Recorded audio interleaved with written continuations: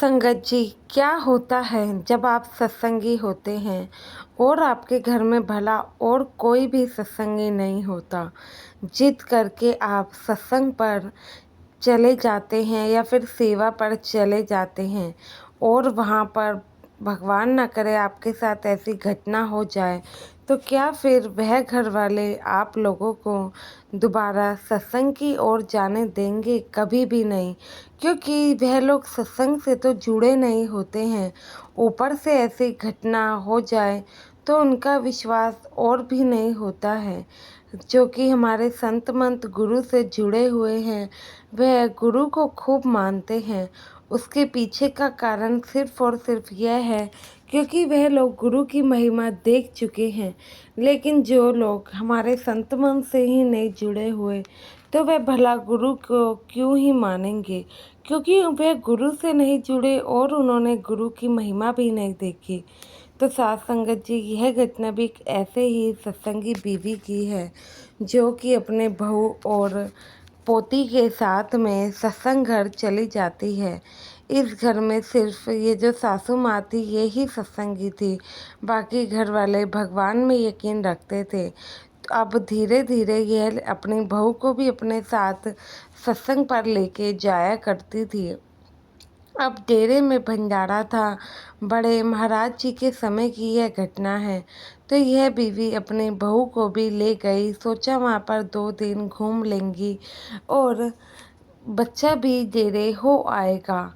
वहाँ पर इसी बहाने सेवा भी कर लेंगी। धीरे धीरे बहू तो सास के साथ सत्संग को समझने लगी थी, अपने बाबा जी को समझने लगी थी। लेकिन घर में अभी कोई भी बाबा जी से नहीं जुड़ पाया था। तो साथ संगत जी, यह जो इनकी पोती थी, यह सिर्फ और सिर्फ अभी 3 साल की थी। तो यह तीनों बाबा जी के घर डेरे में आते हैं और वहाँ रुकते हैं। पोती को अचानक शुक्रवार के दिन क्या हो जाता है, वह खांसी को कुछ ज़्यादा ही करने लगती है। सासू माँ थी, जो कि उनकी दादी थी, उनको ऐसा लगता है कि हो सकता है कि सफ़र से आए हैं धूल मिट्टी की वजह से, या फिर डेरे में पहली बार बच्ची आई है, तो यहाँ के माहौल की वजह से इसकी थोड़ी बहुत तबीयत मतलब कि बिगड़ रही हो। लेकिन शाम तक तो कुछ ऐसा हुआ कि बच्चे की तबीयत ज़्यादा ही बिगड़ गई। फिर जो कि दादी और जो बच्चे की माँ थी, दोनों ही घबरा गए। तुरंत ही डेरे के अस्पताल में बच्चे को लेकर जाया गया। वहाँ बच्चे को लेकर गए तो थोड़ा चेकअप वगैरह किया। बच्चे की हालत तो सीरियस थी। दवाई ववाई दी, उसे रखा बेड के ऊपर। शनिवार सुबह अमृत वेले खबर आती है कि वह बच्चा अब नहीं रहा। यह सुन के तो जो कि बच्चे की दादी और माँ फूट फूट कर रोने लगी। उसकी दादी कहती, यह बच्ची तो बिल्कुल ही ठीक थी, ये डेरे आके क्या हो गया है? अगर यह बच्ची ठीक ना हुई तो मैं घर जाके क्या मुंह दिखाऊंगी? भले ही इस बच्ची को घर पे कुछ हो जाता, लेकिन अगर डेरे में हुआ है, डेरे में तो यह लोग मेरे जीवन भर के लिए आना जाना बंद कर देंगे। मैं गुरु की करनी पर तो सवाल नहीं उठा सकती। गुरु ने जो किया होगा सोच समझ के किया होगा, लेकिन मेरे घर वाले मुझे और मेरी बहू को तो डेरे आने ही नहीं देंगे, या फिर बाबा जी के किसी सत्संग में जाने नहीं देंगे अगर यह बात उन्हें पता लगी तो। जो कि बच्चे की दादी थी, बस उसको मन ही मन ये बात खाई जा रही थी। अब सुबह के 4 बज रहे थे, तो बच्चा तो हॉस्पिटल में वहीं का वहीं था, लेकिन यह जो बच्चे की दादी थी, तुरंत सुबह के 4 बजे बाबा जी की कोठी के बाहर पहुंच जाती है और वहां ज़ोर ज़ोर से रोने लगती है। उसको रोता हुआ देख बाबा जी कोठी से बाहर आते हैं, तो वह बड़े महाराज जी के पैरों में गिर के कहने लगती है कि सतगुरु तुसी तो जाने जान हो। आप जानते हो अगर इस बच्चे को कुछ हो गया तो मेरे घर वाले मुझे डेरे से दूर कर देंगे। अब आप ही सब कुछ कर सकते हो। मैं जानती हूँ आप उस बच्चे को ठीक कर सकते हो। तो संगत जी, यहाँ पर जो ये बीवी थी, इनको अपने गुरु पर अटूट विश्वास था। तो ये जानती थी कि गुरु में ऐसी पावर है जो बच्चे को दोबारा से जिंदा कर सकती है। तो बाबा जी कहते हैं कि बीवी रोती क्यों है? ठंड के कारण बच्चे की तबीयत खराब हुई है। तुम ऐसा करो, जाओ बच्चे को कंबल में रख दो। बच्चा थोड़ी देर कंबल में रहेगा और होश आने पर इसको डेरे की 2 से 4 बूंद चाय पिला देना, जिससे कि इसके शरीर को गर्माहट मिले। देखना बच्ची अपने आप ही ठीक हो जाएगी। यह सुन के वह बाबा जी का शुक्राना करके वहाँ से निकल गई और तुरंत वहाँ के डॉक्टर को बोला, बच्चे को ठंड की वजह से दिक्कत हो रही है, तुम ऐसा करो बच्चे को 1 से 2 कंबल और उड़ाओ।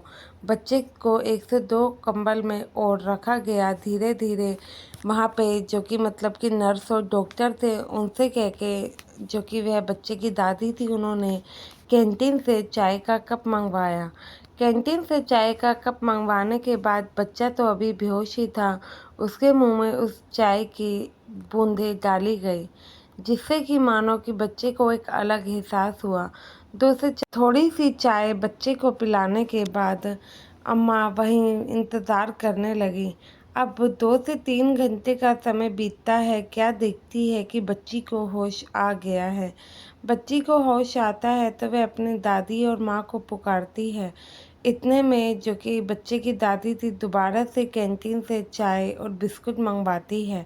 अब आधा कप चाय अम्मा उस बच्ची को पिलाती है और बच्ची को होश में पाके अम्मा तो मानो गुरु का शुक्राना करते ही नहीं थक रही थी। गुरु के आगे हाथ जोड़ती है, कहती है कि हे मालिक, तूने मेरी लाज रख ली। अगर डेरे में इस बच्चे को कुछ हो जाता तो मैं अपने घर पे कभी भी मुंह नहीं दिखा पाती। पता नहीं वह लोग मेरा क्या ही करते। और यह देख के जो कि बच्चे की माँ थी, उसको भी सद्गुरु पर सच में विश्वास होने लगता है। वह कहती हैं कि माँ जी, सच में ही हमारे बाबा जी बहुत बड़े बाबा जी हैं, जानी जान है, खुदा है, जो कि सब आप बीती जानते हैं। वह जानते हैं कि कब क्या करना है, तभी तो आज उन्होंने हमारी लाज रख ली। देखा कैसे मरे हुए बच्चे तक में बाबा जी ने जान डाली है। मैं तो बाबा जी की ज़िंदगी भर आभारी रहूँगी। साथ संगत जी, बाबा जी हमेशा ही ऐसी घटनाएं संगत के आगे लाने से मना करते थे। यह जो घटना थी, उन बच्चे की माँ और दादी ने बच्चे को सुनाई थी। आज वह जो कि बच्चा है, 50 साल की उम्र में है। 50 साल की उम्र में वह बीवी अपनी घटना बताती है कि कैसे उसकी दादी और माँ से पापा जी के बारे में सुन के वह भी शुरू से ही सत्संग तो आती ही थी, लेकिन उसने भी अपने जीवन में बाबा जी से जुड़े कुछ ऐसी परिक्रमा देखी जिससे कि वह भी बाबा जी की ओर जुड़ गई। तो वह बताती है कि बस यही कारण था कि मैं संगत से साखी साझा करूं, ताकि जो संगत बाबा जी के बारे में बुरा भला सोचती है, वह भी जान सके कि बाबा जी में कितनी ताकत है। तो साथ संगत जी, आप सभी को घटना अच्छी लगी हो तो वीडियो को लाइक और चैनल को सब्सक्राइब जरूर कर लीजिएगा। गुरु प्यारी साथ संगत जी, आप सभी को राधा स्वामी जी।